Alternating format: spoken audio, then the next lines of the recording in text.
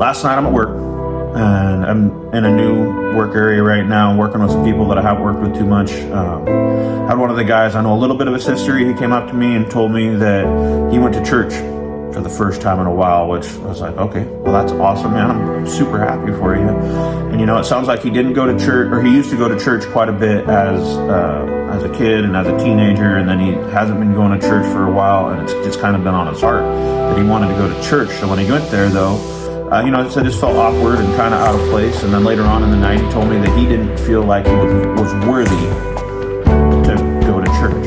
I was like, man, don't we all feel like that? You ever feel like that? I feel like that sometimes, right? And then that's the point. Jesus came for us because we do fall short. But his story kind of reminded me of this whole story that I was reading yesterday also in Deuteronomy. And Deuteronomy 4, starting around chapter 25, it's talking about the Israelites going into the promised land, and God's excited that they're going to go there, but he also knows they're going to get there, and then they're going to make mistakes, and they're going to fall away from him, and they do it over and over again in the Old Testament. It's just one of those things.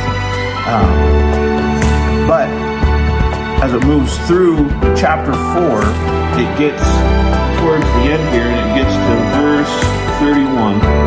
Chapter 4, verse 31 in Deuteronomy. For the Lord your God is a merciful God. He will not abandon or destroy you or forget the covenant with your ancestors, which he confirmed to them by oath. Now, that's kind of the same thing as him knowing that we're going to make mistakes and we're going to fall short. And so he sent Jesus here for us to live a perfect and sinless life so that he could go to the cross and he could pay our ultimate penalty because we're not worthy. We're broken. We fall short. Jesus was perfect for you and for me and for the whole world. That's why he came here. That is the point. And sometimes we lose sight and we say we're not worthy, and the fact is that we're not, but that's okay. As long as we try a little bit more every single day, we turn towards Jesus every day, we ask ourselves, what would Jesus do? I know that sounds cliche, but that's a real thing. What would Jesus do in this instance? We turn away from who we were and turn towards what Jesus wants us to be. And we don't have to change our lives. He's going to change our hearts, and we're going to live more for him every time you look towards him. Jesus loves you.